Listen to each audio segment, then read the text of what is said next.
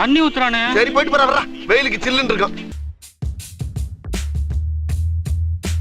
இந்த மாதிரி உங்கள் செயினில் நீங்களும் பண்ணி வச்சுட்டீங்கன்னு வச்சுக்கலாம்.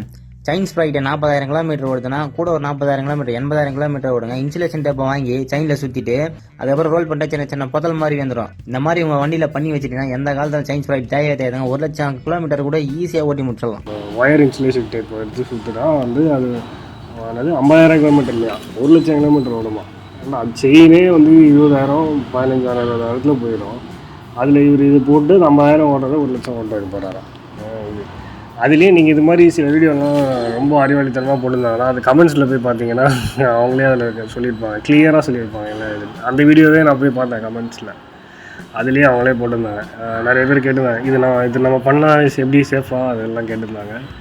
அது எப்படிங்க சேஃப் ஆகும், நீங்கள் மெட்டலோட அது செயினில் உரசும் போது ஹீட்டு ஏற்படும். ஹீட்டு எப்படி தாங்கும் அந்த இது ஃபஸ்ட்டு அழுக்கு ஒட்டாதுன்றப்பல. இப்போ அந்த டேப் ஓட்டுறதே கம்மில், அந்த நீங்கள் அதை சுற்றும் போது அந்த ஓட்டையில் பட்டு கிழிஞ்சிடும். அந்த ஓட்டையில் அந்த கம்மெலாம் எக்ஸ்போஷர் ஆகிடும். ஸோ அந்த மண்ணெல்லாம் திருப்பி இன்னும் படும்போது அதான் ஒரு 10,000 15,000 போக வேண்டியது 2,000 போயிடும். அதுவும் நீங்கள் ஸ்பீடாக ஓட்டும் போது நடுவில் திடீர்னு எங்கேயா அறுத்து ஹைவேல நின்று இது அதுக்கு தான் அவர் பிளான் பண்ணியிருக்காப்புல. உள் வேலைகள் பார்த்த மாதிரி இருக்குது. அந்த செயின் கம்பெனிக்காரன் வந்து இது மாதிரி ஏதாவது இறக்கி விட்டு பண்ணி வியாபாரம் கம்மியாக இருக்குது அப்படின்றதுக்காக பண்ணியிருக்காங்க போல இருக்குது. எவ்வளவு பெரிய ஒரு விஷயத்தை கேட்டிருக்கேன், இதுக்கு போய் உதைக்கிறாங்களே. அதாவது கழுது மேய்க்கிற பையனுக்கு இப்படி ஒரு அறிவான்னு உன் மேல எல்லாருக்கும் பொறாமடா. தண்ணி பாட்டிலாம் வாங்குறீங்கன்னா கார் வெயிலில் நிறுத்துறீங்கன்னா தண்ணி பாட்டில் உள்ளே வச்சுட்டு போகாதீங்க, கையோடு எடுத்துகிட்டு போயிடுங்க. தண்ணி பாட்டில் உள்ளே வச்சு காரோட சேர்ந்து அதுவும் சூடாச்சுன்னா ஏதோ சேர்ந்து ரியாக்ட் ஆகுதான், அதனால் ஏதோ கேன்சர்லாம் வரலாம். இதெல்லாம் சும்மா அப்படியே பார்த்துருந்தேன். சரி அதை அப்படியே ஷேர் பண்ணிக்கலாம் பார்த்தோம். அப்புறம் நிறைய பேர் கேட்டிருந்தாங்க பைக் எப்படி ப்ரோ இப்போ சேஃப்டியாக, ஏன்னா நிறையா இப்போ பைக்லாம் 2 லட்சம் 3 லட்சம் 4 லட்சம் ஆகிப்போச்சு. ஸோ திருடுறவங்களும் அதுக்கேற்ற மாதிரி உஷாராக இருப்பாங்க. நானும் 2-3 இன்சிடென்ட்ஸ் பார்த்தேன். அப்படின்னா திருடின வீட்டுக்கே நேராக போயிடுறாங்க. அப்ப அந்த வீட்டுல இருந்து இந்த வீட்டு வரைக்கும் போட்டிருக்கானா. ஸோ இப்போ காரில் வந்துச்சு அது ஃபஸ்ட்டு ஜிபிஎஸ் சிஸ்டம் மாதிரி. முன்னாடிலாம் கார் இங்கே வந்து ஏற்றி அனுப்புவாங்க ஊருக்குலாம். அனுப்பும் போது அதில் ஜிபிஎஸ் ட்ராக்கர் போட்டு அனுப்புவாங்க. ஏன்னா வண்டி எங்கே போகுது, எங்கே யாராவது எடுத்துகிட்டு போயிட்டாங்கன்னா மிஸ் ஆகுது நிறையா அப்படின்னு சொல்லிட்டு அந்த டைமில் வந்து இப்போ பார்த்தீங்கன்னா பைக்குக்கே வந்துடுச்சு. அதெல்லாம் ரீசெண்டாக நம்ம இதுலேயே நடந்துச்சு, சென்னையிலே ஏதோ ஒரு இன்சிடென்ட் நடந்துச்சு. ஸோ அதில் வந்து பார்த்தீங்கன்னா பைக் எடுத்துகிட்டு போயிருக்காங்க. போய் வித்தின் ஃபியூ ஹவர்ஸ் ஒரு 3-4 ஹவர்ஸ்லேயே போய்ட்டு ஜிபிஎஸ் வச்சு லொக்கேஷன் கண்டுபிடிச்சி வச்சு செஞ்சுட்டு இருக்காங்க. ஸோ அது மாதிரி அந்த டைமில் பார்த்தோன்னா 4 clock வரும். இப்போ நம்ம இப்படி கம்பி மாதிரி வரும், அதை எடுத்து 4 சொருவி ஒரு லாக் மாதிரி போடுவோம். அப்புறம் ஹெல்மெட்டுக்கு பார்த்தீங்கன்னா பின்னாடி பிளாஸ்டிக் லாக் மாதிரி வரும். ஸோ அதுவும் அப்படியே பார்த்தீங்கன்னா கொஞ்சம் கொஞ்சமாக அப்படியே வால்வ் ஆகி 4 clockலாம் வந்து 8 மினிமிச்சு ஓப்பன் ஆகிடுது. ஸோ அதான் இவங்களுக்கு என்ன தான் நம்ம லாக்கு எது போட்டாலும் இது இல்லை, வேலைக்கு ஆகுது. அதனால் டெக்னாலஜி வைஸ் நீங்கள் இந்த மாதிரி ஜிபிஎஸ் ட்ராக்கரு இந்த மாதிரி டிவைஸ்லாம் வாங்கி ஃபோனோட கனெக்ட் பண்ணிட்டீங்கன்னா ஸோ உங்களுக்கு வண்டி எங்கே போகுது என்ன ஆகிடுது.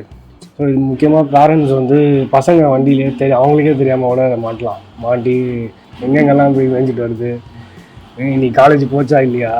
ஸோ இந்த மாதிரி நிறைய மேட்டரில் மாட்டுவாங்க. ஸோ பேரண்ட்ஸும் உஷாராக அதை நோட் பண்ணி பண்ணலாம். எனக்கே எவ்வளோ வைக்கிற பற்றியா அப்படின்னு சொல்லி வராதிங்க, சும்மா சொல்கிறது தான்.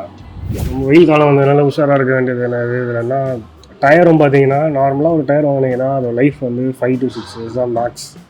இப்போ இந்த வெயில் காலம்லாம் வந்ததுனால மோஸ்ட்டாக நிறைய டயர் பஸ்ட்டு இதெல்லாம் ஹைவேலாம் நிறைய ஓட்டும் போது ரொம்ப பழைய டயர்லாம் இருந்ததுன்னா சில டயர்லாம் வந்து கல்லாகிடும். அந்த மார்க்கு தேஞ்சாதான் அது டயர் ஃபுல்லாக தேஞ்சிருச்சுன்னு அர்த்தம் இல்லை. அது இயர் ஆகிடுச்சுனாலும் அது காலாவதி ஆனது தான். டயர் ரஃப்பாக ஆகிடும் கல் மாதிரி. அது ஏதாவது ஒரு ஹாட் ஸ்பாட்டில் ஹிட் ஆகும்போது இப்போ ரப்பர்னால் உள் வாங்கி வெளியில் வரும், அது வந்து கட்டாகி விடிஞ்சுதுன்னு வைங்களேன், அப்படியே லெஃப்ட் ரைட்டுன்னு போய் எங்கேயா சொல்லி கந்தலாம் வேண்டியது தான். ஸோ அது மாதிரி டயர் மாற்றுறதுக்கு சோம்பேறித்தனப்படாதீங்க, டயரை வந்து செக் பண்ணி மாற்றுங்க. அதுலேயே மேனுஃபேக்சர் டேட்லாம் இருக்கும், அதெல்லாம் செக் பண்ணிவிட்டு எவ்வளோ வருஷம் ஆயிருக்கு, இது இன்னும் எவ்வளோ நாள் ஓடும், காற்றுலாம் கரெக்டாக இருக்கா, ஸோ அதெல்லாம் செக் பண்ணி ஓட்டுவேன். ஆனால் அதெல்லாம் டயர் வெடியும் நிறையா.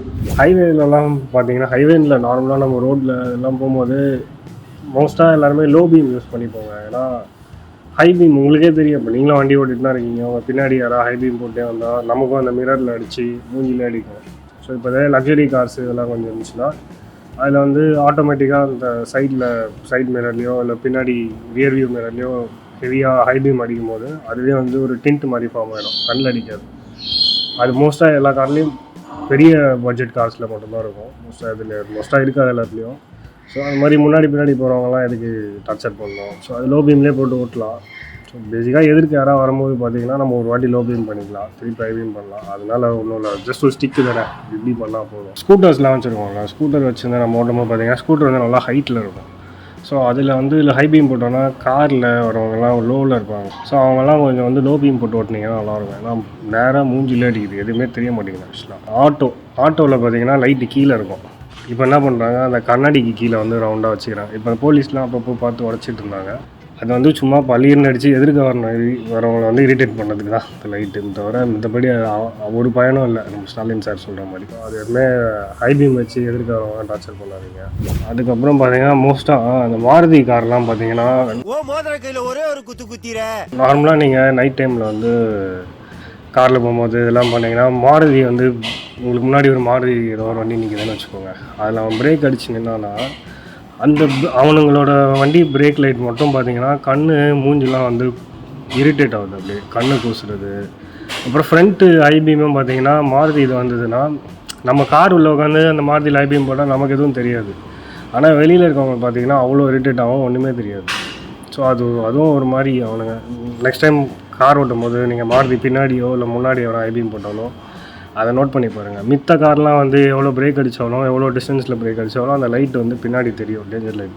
இவனுங்கள் வந்து டிஸ்டன்ஸ் போயிடுச்சுன்னா தெரியாது, ஆனால் கிட்ட இருக்கும்போது பார்த்தீங்கன்னா கண் உறுத்தி ஒரு மாதிரி இரிட்டேட் பண்ணுற மாதிரி இருக்கும். ஒரு மெக்கானிக் ஷெட்னால் ஒரு பெரிய கார் மெக்கானிக் ஷெட்னால் அதில் எலக்ட்ரிஷியன் இருப்பாங்க, இந்த மாதிரி இன்ஜின் ஒர்க் பண்ணுறவங்க இருப்பாங்க, அப்புறம் அந்த லைன் இது பண்ணுறவங்க இருப்பாங்க. ஸோ அது மாதிரி பெயிண்டிங் ஷெட் இருக்கும். ஸோ அது மாதிரி பெயிண்டிங் கொடுத்துருக்கும். அது மாதிரி எல்லாமே சேர்ந்தது தான் மெக்கானிக் ஷெட். நம்மளை பொறுத்த வரைக்கும் என்னென்னா மெக்கானிக் ஷெட்னால் ஒரு 4-5 ஒரு ரூமு, அதில் கீழே 4-5 சாதாரண டூல்ஸு, இதுதான் மெக்கானிக் ஷெட்டு ஆக்சுவலாக நம்மளை பொறுத்த வரைக்கும். அப்படி இல்லை, இது மாதிரி எல்லாமே காம்பினேஷன்லாம் வந்து ஒரு மெக்கானிக் ஷெட்னால் இது எல்லாமே அவங்க பண்ணணும். அதுதான் வந்து proper service centre mechanic shed. இப்போ நான் இதை எடுத்துகிட்டு போய் மெக்கானிக் கிட்ட கொடுத்து லைட் இல்லைன்னா அவன் வேறு எதாவது வயர மாட்டினானா மொத்தமாக ஷார்ட் ஆகிடும். ஸோ அதனால் அந்த எலக்ட்ரிஷியன்லாம் அவன் எடுப்பான், இங்கேருந்து ஃபியூஸ் பாக்ஸுக்கு போகுது, ஃபியூஸ் பாக்ஸ்லேருந்து இங்கே வருது, இங்கேருந்து பேட்டரிக்கு போகுது, ஸோ நடுவில் ரெக்டிஃபயர் போகும், நடுவில் அந்த கட் அவுட்டர் போகுது, என்ன போயிருக்கு அப்படின்றது நீட்டாக கண்டுபிடிச்சி பண்ணுவாங்க. ஒரு மேட்ரு நீங்கள் அந்தந்த ஸ்பெஷலிஸ்ட்டு தேடினா இப்போ ஆன்லைன் ஆப்லாம் நிறையா வந்துருக்கு. இது ப்ரொமோஷன்லாம் இல்லை, நான் சும்மா நீங்கள் எடுத்து பார்க்கும்போது கார் வீட்டுக்கு வந்து கழுவுறதுலேருந்து வீட்டுக்கு வந்து சர்வீஸ் பண்ணுறதுலேருந்து எல்லாமே வந்து அதுலேயே நம்ம மார்க் பண்ணிக்கலாம். என்ன மாதிரி க்ளீனிங் வேணும், இன்டீரியர் வேணுமா, ஸ்டீம் க்ளீனிங் வேணுமா இன்டீரியரில், ஸோ இது மாதிரி நிறைய ஆப்ஷன்ஸ் இருக்குது அதில். அப்புறம் பேட்ரி தான் வந்து அடிக்கடி வண்டியிலலாம் போகுது அப்படின்னா நம்ம காருக்கே வந்து பழைய பேட்ரி இதெல்லாம் கொடுத்தோன்னா ஒரு சர்டன் அமௌண்ட் மைனஸ் பண்ணி கொடுப்பாங்க. ஸோ அது மாதிரி நீங்கள் காரோட பேட்டரியோ பைக்கோட பேட்டரிலாம் கொடுத்து மாற்றும் போது அதுக்கு வந்து ஒரு அமௌண்ட் மைனஸ் பண்ணுவாங்க. அது எதுவுமே இல்லை அப்படிலாம் எல்லாம் சொன்னாங்க. தொட்டு பல காலமாக காசு கழிச்சிட்டு தான் இருக்காங்க. சொன்னாங்கன்னா அதெல்லாம் இது அப்போனா வேறு கடைக்கு போய் மாற்றிக்கோங்க, மாற்றாதீங்க. டயருக்கெலாம் அந்த மாதிரி காசு கொடுக்க மாட்டாங்க. பழைய டயரும் வாங்கி வீட்டிலே வைக்காதீங்க இது, ஏன்னா அது மழையில் திருப்பி உள்ள தண்ணி தேங்கும். இப்போ ஆக்சுவலாக கவர்மெண்ட்லேருந்தே வந்து அதில் டயர்லாம் வச்சுருந்தீங்க தண்ணி தேங்கினா வந்து ஃபைன் போடுறாங்க. ஸோ இப்போ நம்ம அந்த லக்ஷ்மண் சுத்தி சிக்னல் இருக்குல்ல, இப்போ நம்ம வந்து அந்த புது பிரிட்ஜிலேருந்து அப்படியே இறங்கணுன்னா டுவர்ட்ஸ் பில்லர் போகும்போது அந்த இடத்துல பார்த்தீங்கன்னா ஒரு கன்ஜெஷன் மாதிரி ஆகும். அவங்க எல்லாம் வண்டியை நிறுத்தி வந்து ரைட் எடுப்பாங்க.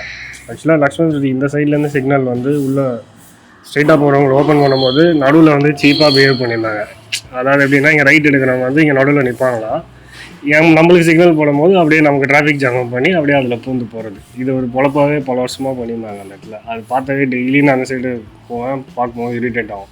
நமக்கு சிக்னல் போட்டு நம்மளை போடாமல் இரிட்டேட் பண்ணுறாங்க. போலீஸ்காரங்க எதுவுமே இதை பற்றி கேட்கலையே அப்படின்னு பார்த்துருந்தா இப்போ கொஞ்ச நாளாக பார்த்தீங்கன்னா அந்த அவனை ரைட் இருந்தால் தான்டா பிரச்சனை, ரைட்டே கிடையாதுடா அவங்களுக்குன்னு சொல்லி மொத்தமாக தூக்கிட்டாங்க ரைட்டை. இப்போ எதாவது இவங்க வந்து ரைட்லாம் எடுக்க முடியாது. இப்போ போனோன்னா நேராக நீங்கள் பில்லர் போய் சுற்றி கேஎஃப்சி ரைட் எடுத்து அங்கே பெரிய சுற்றி அப்படி யூட்டர்ன் பண்ணி தான் போக முடியும். ஸோ அந்த மாதிரி பண்ணிட்டாங்க. இப்போ ஒழுங்காக சிக்னல் மதிச்சு போயிருந்தோன்னா அது பாட்டு இருந்துருக்கும். தேவையில்லாமல் நடுவில் வந்து நின்று இந்த மாதிரி பண்ணிட்டாங்க. சரி, அதாவது பட்டன் டயர் எங்கே தேவைப்படும்னா நம்ம வந்து இந்த கொடைக்கானல் மாதிரி மலை ஆஃப் ரோடிங் அந்த பெண்டு எடுப்போம், மண் இருக்கும் நிறையா, அந்த மாதிரி இடத்துல தான் அந்த டயர் தேவைப்படும். நம்ம பட்டன் டயர்லாம் போட்டுட்டு நல்லா வளன்னு இருக்க ரோட்டில் போய் நல்லா பெண்டு போட்டு திருப்பினேன்னு வைங்க, நல்லா வாரி வலிக்கின்னு போவீங்க. ஆக்சுவலாக பட்டன் டயர் வந்து பார்க்க தான் கிரிப்பாக இருப்பாப்பில், ஆனால் அது கிரிப்லாம் கிடையாது. அது வந்து இந்த கரடு மூடான பாதையில் ஏறி போகிறதுக்கு தான் வந்து பட்டன் டயர்ஸ். ஆக்சுவலாக இந்த பட்டன் டயர் வந்து போட்டு போய் பெண்டுலாம் ஹெவி பெண்டெல்லாம் போட்டிங்கன்னா கண்டிப்பாக செதறல் உறுதி. நல்லா ஸ்போர்ட்ஸ் டயர் தான் வந்து நம்ம ரோட்டுக்கெலாம் சென்னை இங்கெல்லாம் ஓட்டுறீங்கன்னா ஸ்போர்ட்ஸ் டயர் தான் பெட்டர். டயர் போடுறீங்கன்னா நல்லா ஒரு மிச்லின் அந்த மாதிரி ட்ரை பண்ணி போட்டு பாருங்கள், நல்லா டிஃப்ரென்ஸ் தெரியும். பட் ஆனால் கொஞ்சம் காஸ்ட்டு தான், பட் ஆனால் ஒர்த்து. உங்களுக்கு வந்து அந்த பழைய டயரில் ஓட்டினதும் இதில் ஓட்டும் போதும் அவ்வளோ ஒரு டிஃப்ரென்ஸ் தெரியும். இன்னொரு நல்ல வீடியோவில் சந்திப்போம். See you then. Bye.